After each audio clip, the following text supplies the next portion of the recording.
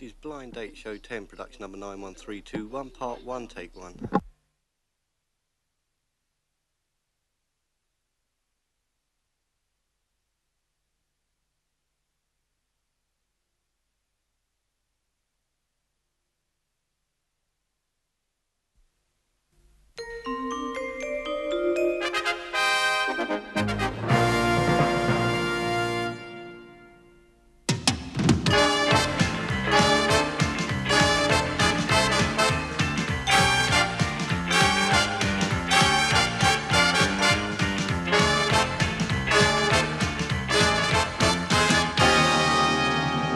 Gentlemen, it's Blind Date, and here is your host, Miss Cilla Black.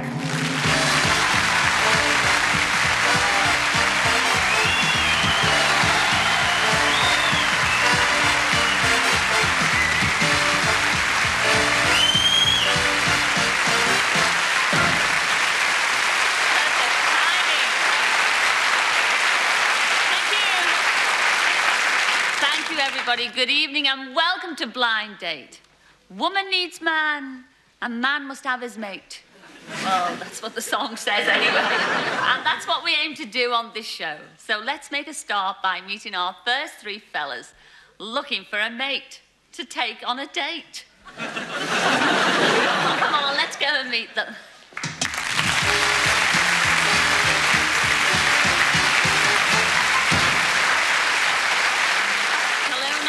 Tell us your name and where do you come from? My name's Dana. I'm from Barnstable in North Devon. Well,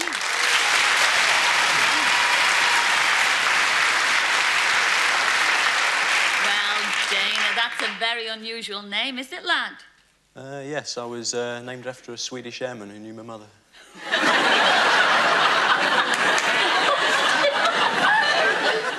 Sorry about that, Mum. Sorry, Dad. Dana, welcome to the show. What are you looking for in your ideal sort of date, if you've chosen tonight? Cross between Joanna Lumley, Leslie Ash, and preferably with Samantha Fox's assets. Well, I hope your wish comes true, Dana, I do. So do I. Anyway, enjoy the show. Thanks what about you, number two? What's your name and where do you come from? My name's David and I'm from Bristol.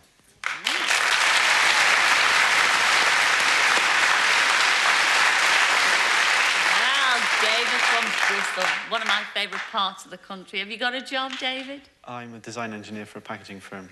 Isn't that nice? I'm pretty big in toilet rolls. Oh.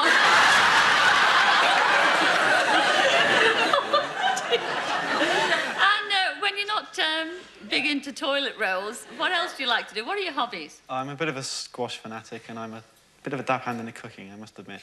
Oh, well, I wish you a lot of luck tonight, David, as well. And finally, but not leastly, isn't he a lovely girl? Yes. Hello, number three. Tell us your name and where you come from. Well, my name's Ian. I'm from Leeds.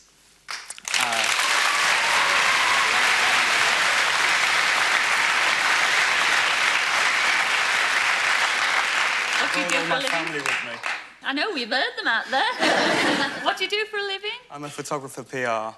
Do you photograph many famous people or anything like Are you offering? that? Are you asking? Yeah. Well, I'm offering. But not tonight, because you see, you might be chosen to go on a blind date, and that's what this is all about. So we just want you lads to relax and enjoy yourself, and may the best man win. See you later, all right? See you after.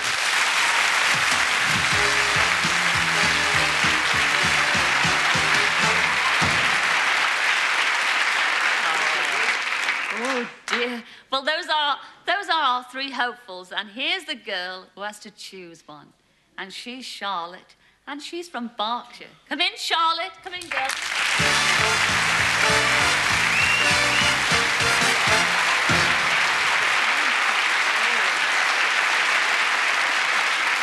Well, Charlotte, the audience gave a lot away there. I mean, you know, what a beauty you turned out to be. And what three beauties we've got for you beyond those screens, hopefully. Now, Charlotte, you know, what do you do for a living? Well, I'm about to go back to college, actually, for 4 years. For 4 years? Yes. What are you studying there? Graphic design and advertising. A little bird told me that one day you'd hope to own a white Mercedes. Is that right? That would be nice, but I think everybody would like that. Yes. Well, you won't get it on tonight's show, girl. But what you are guaranteed is a blind date. So if you've got your questions ready, I'm sure the fellas are dying to hear what you've got to say. OK. Well, we'll start with number 1. People have told me that the 60s was a really swinging time. So could you please tell me what you were doing in the 60s? Oh, I can tell you what I was doing in the 60s. Oh, dear. In the swinging 60s, well... Tell the truth, number 1. Well, unfortunately, I missed the first half of the swinging 60s. You can blame my parents for that. And so the only swinging thing I had left time to do when I finally arrived was be the first in my playgroup to eat 3 Farley's rusks for breakfast. Oh,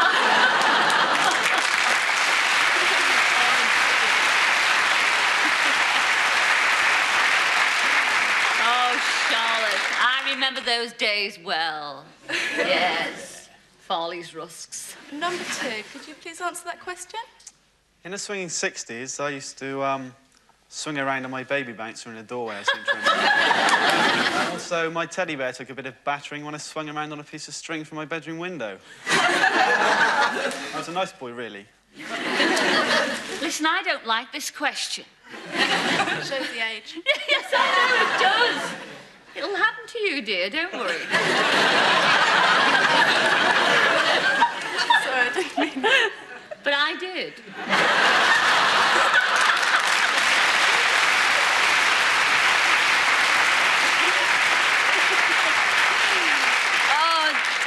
Same question. It's got to be number 3, hasn't it? What were you doing in the 60s, number 3? Well, I think the one and only swinging thing I did in the 60s was being born.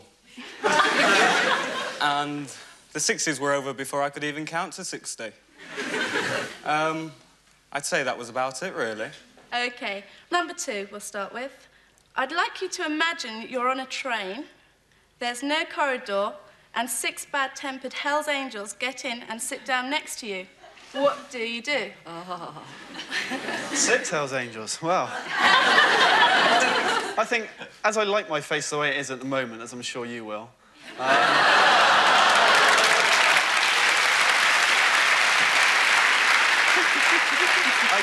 I'd definitely take the only courageous thing left, and if it got nasty, I'd throw myself out of the window as a preference. OK,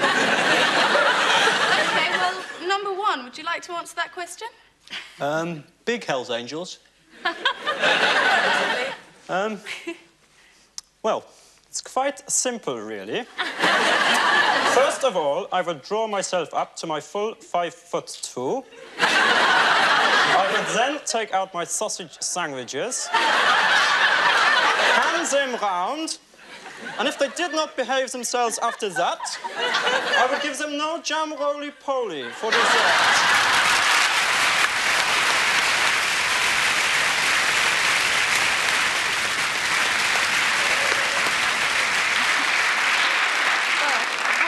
To that one. He's a little bit more than 5'2", by the way. Oh, well, he is sitting down. I don't know what he looks like standing up. OK. Number 3. Oh, I'd be very heroic. I'd put my weight training equipment on the rack above me. And then I'd reassure them all not to be scared and that I wouldn't harm them.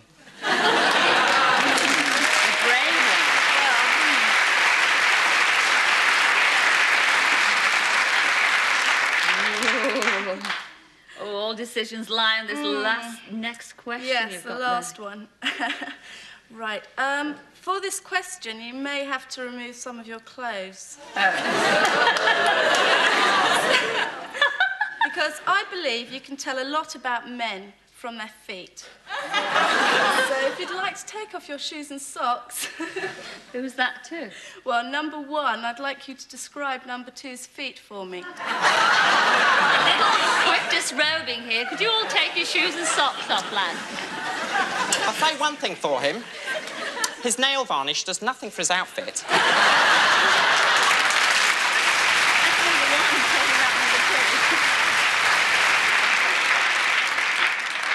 OK, number 2, describe number 3's feet. Number 3's feet? Well, they're pretty average. You can see that. Has he taken his shoes and socks off yet? No. He hasn't yet. No, thank you, What dear. are the toenails like? They Are might take too long. Well, bitten they're not or coloured, chewed or but anything? you might have trouble buying shoes for six-toed feet. Okay. Number 3, can you describe number 1's feet? Well, he hasn't taken his shoes off, and he's wearing winkle pickers. And I think he really should take his shoes off, actually. Well, if his feet are the same shape as his shoes, you're not going to like him. That's a good point. Have you made up your mind yet? Don't tell us yet, because there's Graham with a quick reminder. Yes, I'd like a reminder. Now then, will you be choosing number 1, who has a most peculiar fetish for feet? Or perhaps it will be number 2, who's an exponent of face-saving escapades.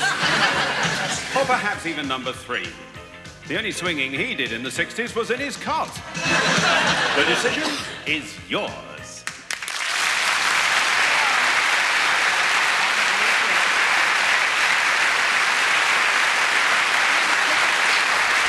It's difficult, isn't it, sweetheart? You know, have you made your mind up yet?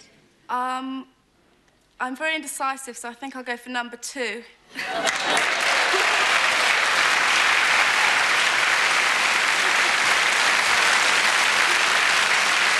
All right, you chose number 2, but let's meet the 2 guys that you turned down. First of all, you turned down number 3, and that was Ian, and he was from Leeds. Come in, Ian.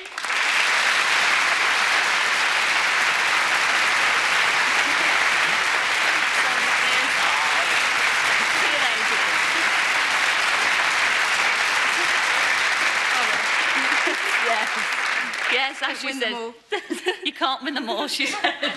And you also turned down number 1, and that was Dana, and he was from Devon. Come in, Dana.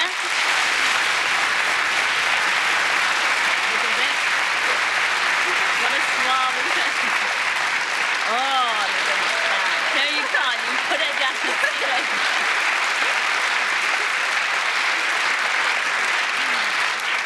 Oh, but wait for it. No looking back now, Charlotte. This is it. The crunch has come. Everybody's speaking. Your blind date for this week is David, and he's number 2, and he's from Bristol. Come in, David.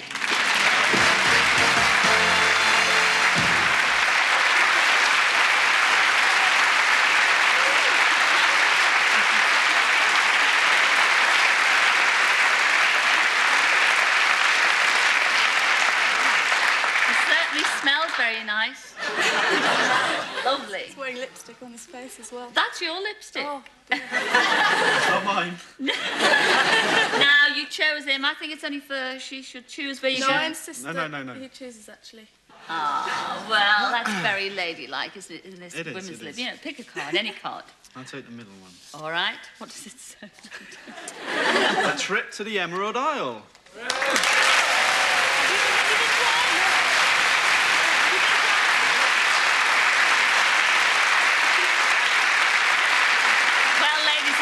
They've never, ever been to Ireland, and what a trip if you've never been to the Emerald Isle. Oh, will you bring us back a bunch of shamrock? Some rock. Oh, shamrock. Yes. Why did you have to kick in? The only thing that we want you to promise is to come back next week, Charlotte, and tell us all about it. Will you do that? Yes, definitely. Have a great time, hopefully. Okay. See you next week with a bunch of rock or a bunch of shamrock. David and Charlotte.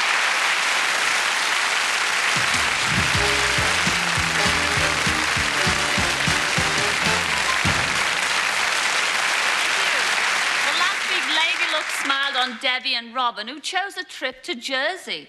So let's see how they enjoyed themselves.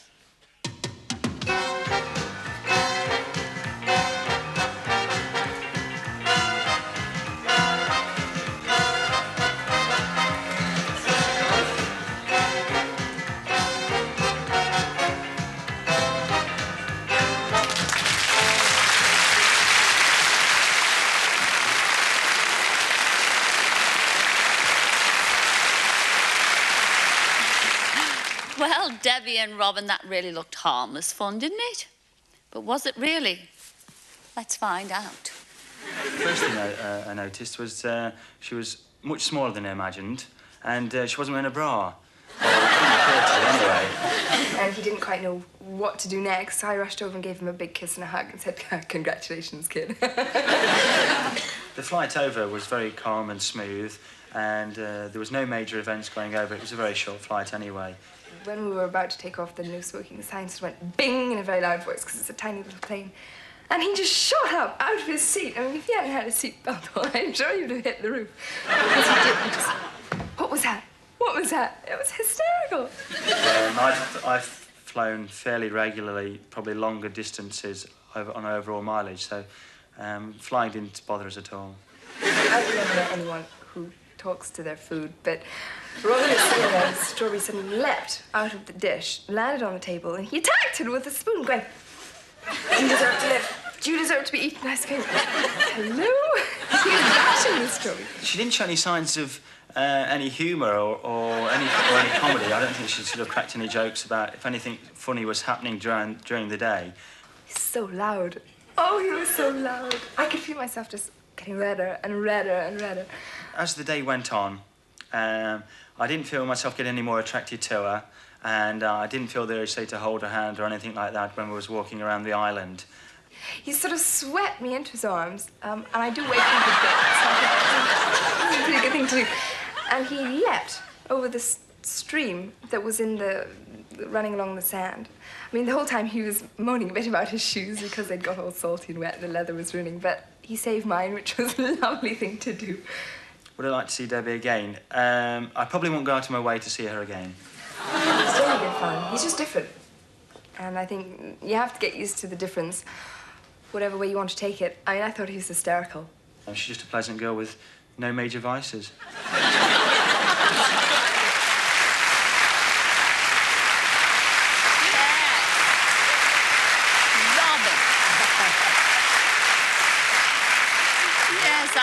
Debbie at the end of that conversation saying, "Well, thank you very much." What is all this about major vices? What is a woman with what do you call a major vice? Well, I suppose everybody's got their own, maybe, ideal woman and things that would put you off about a woman, or from Debbie's point of view, from a bloke. And there's nothing major wrong with her, you know. She didn't sort of smoke heavily, or she didn't smoke at all. She didn't sort of say a lot of slang, or she didn't swear, or nothing major at all. I can't say one thing major about her. But in my book, that turns out to be a very nice girl. Don't you agree, ladies and gentlemen?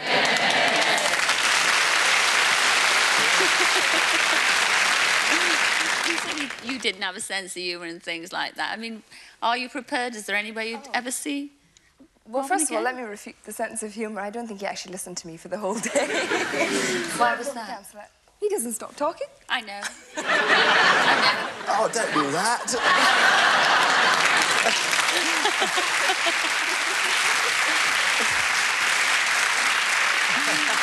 But I think you both got on to some extent because A, you wouldn't be here tonight, and B, she wouldn't have been allowed to ruffle your hair like that, even if you did say, "Oh, don't do that." I'm sure you did enjoy your blind date. Very much so. We've certainly enjoyed having you on Blind Date, haven't we, ladies and gentlemen? Yeah. Robin and Debbie, thanks a lot. Well, it's time to take a break now, but we'll be back in a couple of minutes to find out what our other couple from last week, Gerald and Evie, got up to in the Ritz, and to meet the fella who has the delightful job of picking one of these three lovely ladies.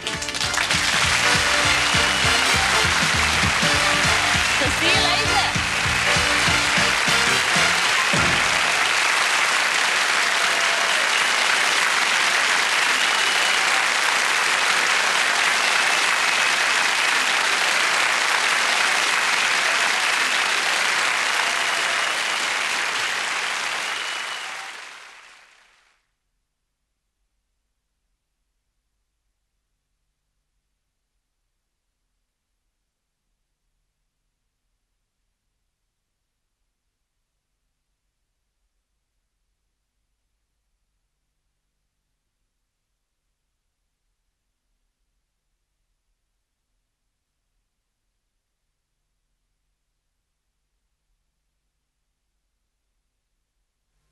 This is Blind Date Show 10, production number 91321, part 2, take 1.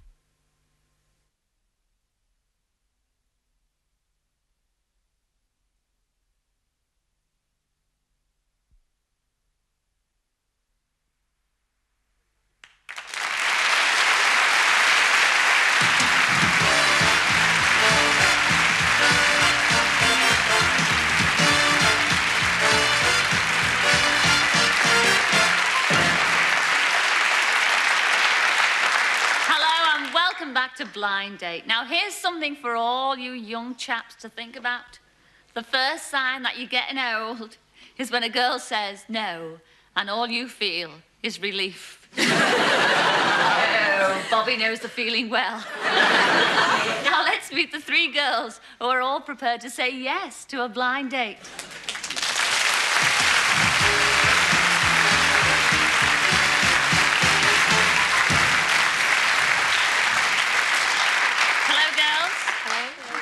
Let's start off with you, number one. Would you like to tell everybody at home what your name is and where you come from?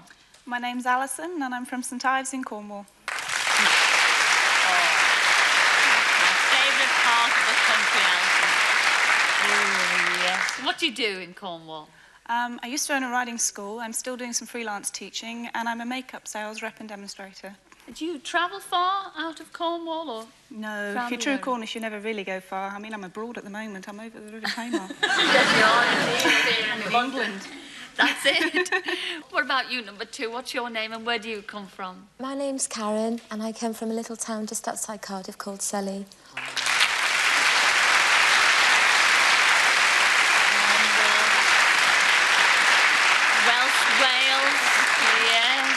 Yucky dar and all that. Yes. What do you do in Cardiff? I don't really work in Cardiff. I'm a promotion. I work for promotion agencies. You enjoy that? Fantastic. I can tell you've got this lovely suntan for this time of the year. It's absolutely smashing. What about you, number three? What's your name? Where do you come from? My name's Christiana, and I'm from Manchester. Are you really? Manchester. Christiana. Not too far away from the pool, eh, Christiana? What do you do? Do you work in Manchester? Yes, I work as a model. Oh, I could tell. What do you look for in your model man? Just a natural person. Yes? That's all. Yes. Here, you say it. Down, boy, down. All right, girls, as I said before, I hope each and every one of you chosen. Obviously, only one can, but whatever happens, enjoy it. I'll see you all later, all right? See you then.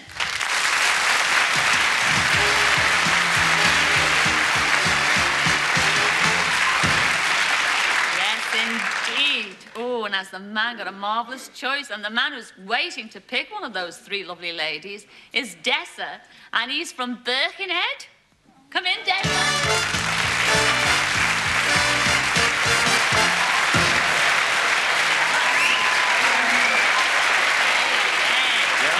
What a fan club out there.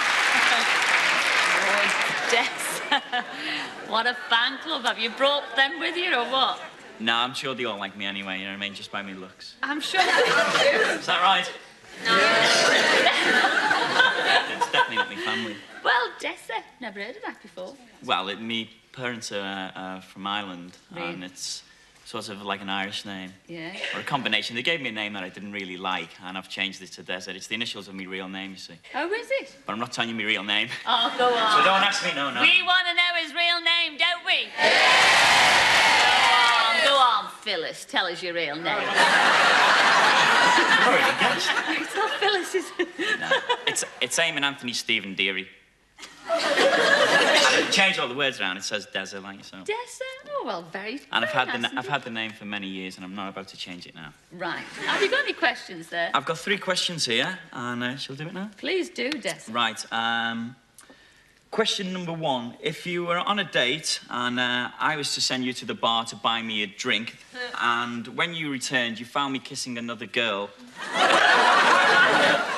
what would you do? And that's a question to number 2. Well, for a start, I would never, ever go to the bar in the first place if you were to take me out.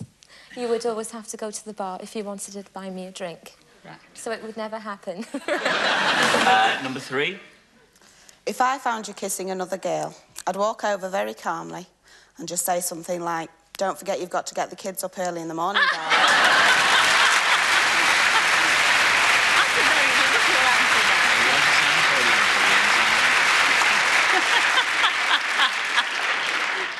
And finally, number 1. Well, if I caught you kissing another girl, I think I'd pour the drink over your head and she'd find you a very sloppy kisser.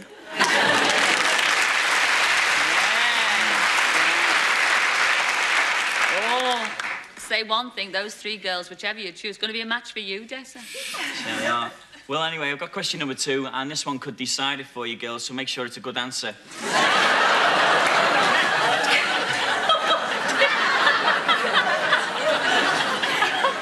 Make it good, number 1. I like a woman to pay me lots of compliments, so judging on my voice alone, and only on my voice, I would like you to describe me and tell me that you love me. Well, judging by your deep, sexy voice, I would think you are 6'6", smart, intellectual, and as for talking, well, I'd let my body do the talking. Oh. She's keen. Number 3.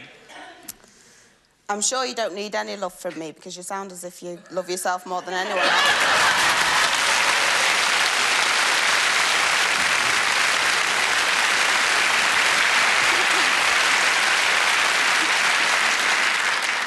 And number 2. Well, actually, you sound like the Wally. Your voice sounds like the Wally who took me out last week and then ended up kissing another girl.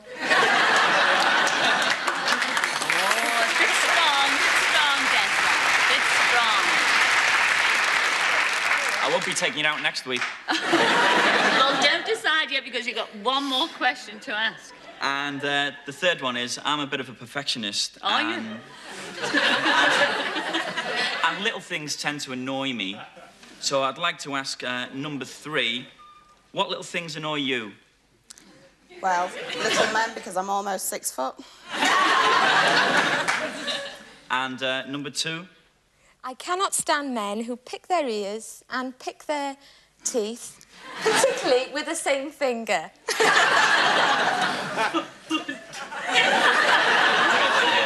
Why? Do you pick your ears and pick your teeth with the same finger? No. And for the final question and final lady. You haven't got your replies from number 1 yet, have you? No, that's the last one now. Oh, yes, you're right, Dessa. Yeah, you're right. Sorry, Chuck.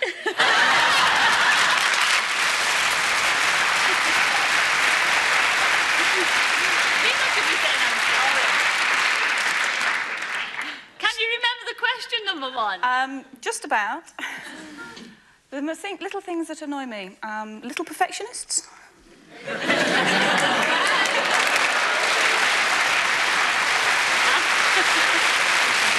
That's all 3 done now, Dessa. That's right, Safe to say.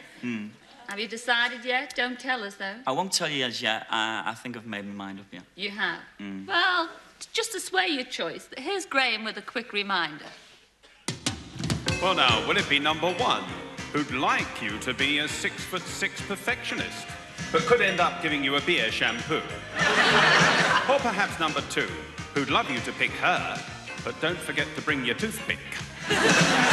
Or perhaps even number 3, who hopes that you measure up to her high standards. The decision is yours.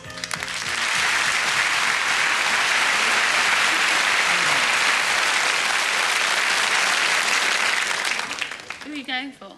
I think I'll not choose number 2 or not choose number 3. I'll go for number 1.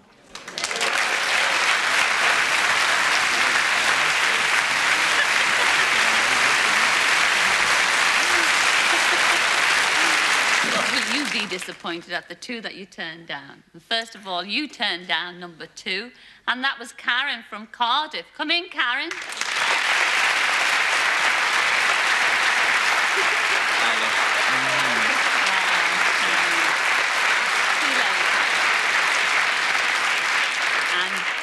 Oh, this is the model lady. Are you going to be upset? You also turned down number 3. That was Christiana, and she was from Manchester, very close to Liverpool. Come in, Christiana.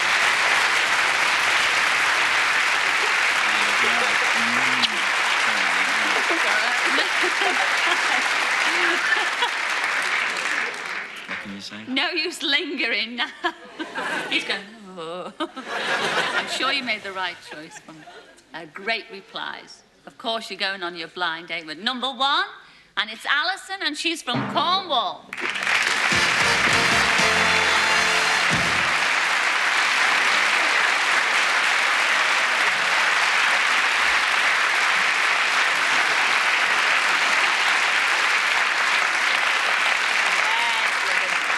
let's look at this. What do you think, then, Dexter? I think she's very nice, and I like the hair. I like girls with hair about the same size as mine.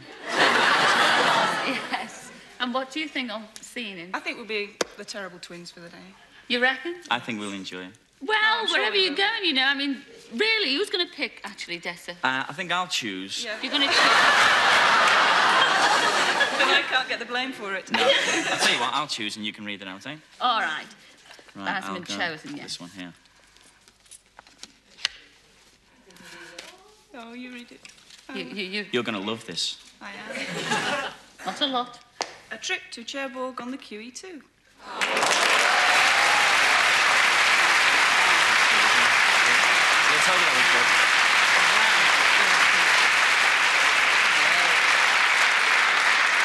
I mean, it all looks so simple down there. I mean, a mini cruise, what could be better?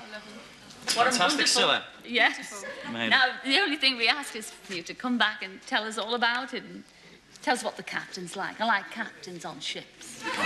Maybe I should ask her, tell us what the captain's like. I think you need to get a bit worried about him then. Will you come back next week and tell us all about it? Yes. Thank you. Oh, hey, a bit higher up. Ladies and gentlemen, Dessa and Alison. See you next week.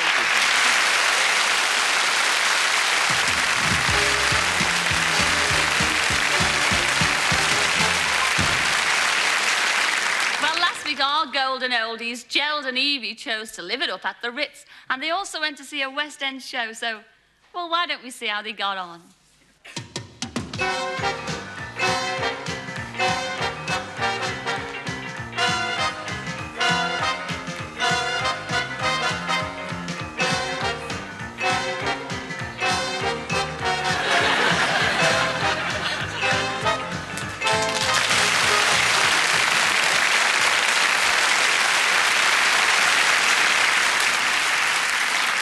Well, Evie and Gerald, I mean, those photographs, you certainly look lovely in those photographs, but I wonder if there were any embarrassing moments behind them.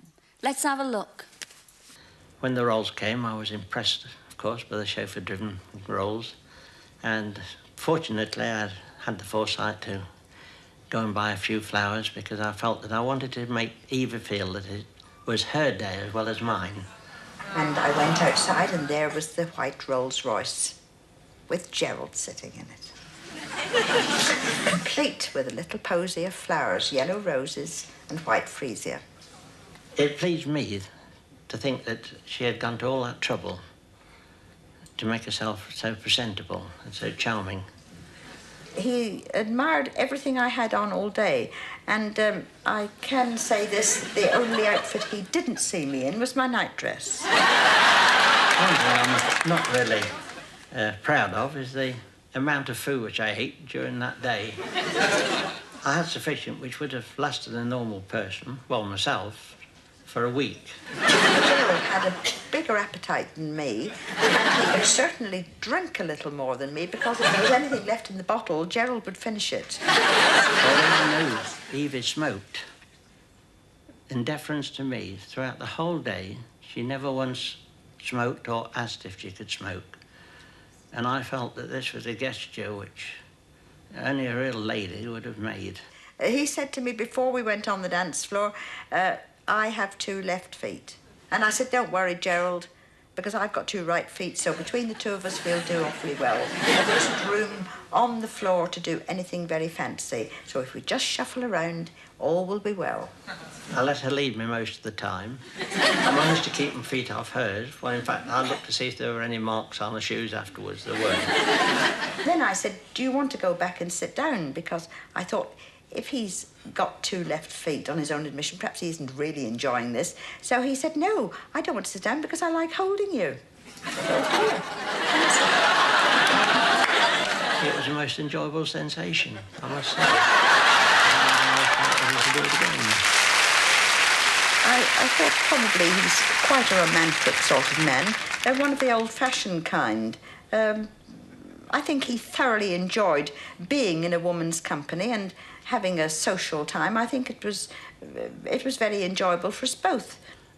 A true friend is so invaluable, and we had so much in common, and we so enjoyed each other's company that I'm sure it won't be long before we see one another again. I'd like to go and see him again. And when he invited me, he said, "No, I've got plenty of bedroom space, Evie." I said, "Oh, I hope you have." You can enjoy every minute of our company. And this is what I did. And I'm very, very grateful indeed that I've had the opportunity of getting to know her.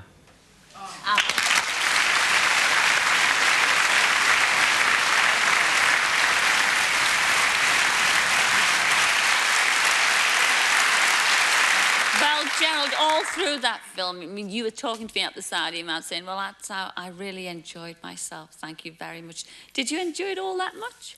Oh, absolutely fantastic. I can't say how grateful I am to have had the opportunity, not only to appear on this show, but to be such a charming lady and to have the day with her.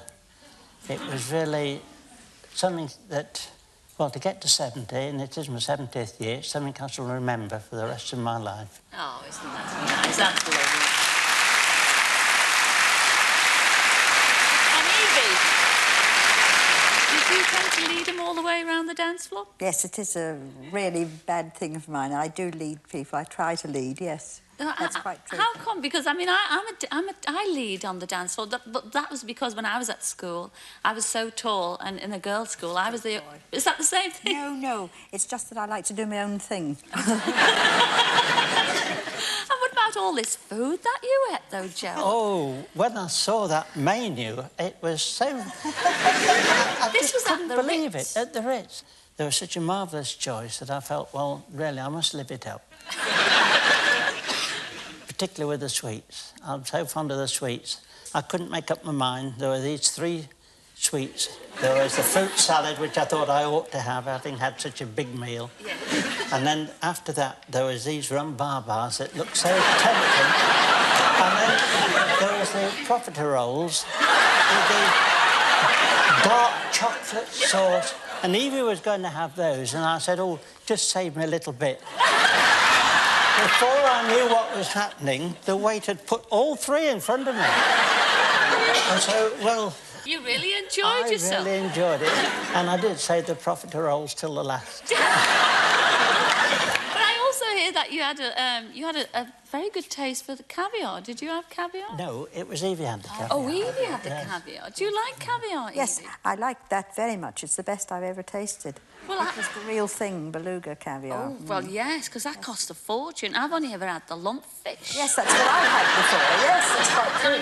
90p a jar. I know. I mean, would you go through all this all again? True, true. Give him a chance. I mean, have you made any plans to see each other again? Meet, yes. In fact, we have met, and we're going to stay in town tomorrow. Well, I hope you all enjoy yourself, especially you, Evie. You've been invited up to his house with a lot of bedrooms. He's told you that already. Yes, There's plenty of room to sleep. And chains on the door, I hope.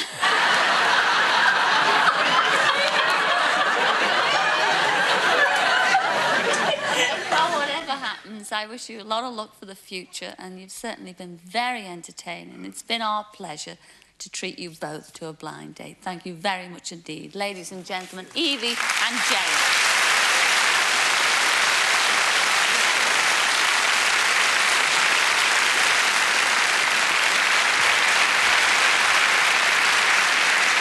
Well, once again, it's time to say goodbye for this week, but please join us again next week to see what sort of a time Charlotte and David and Dessa and Alison had.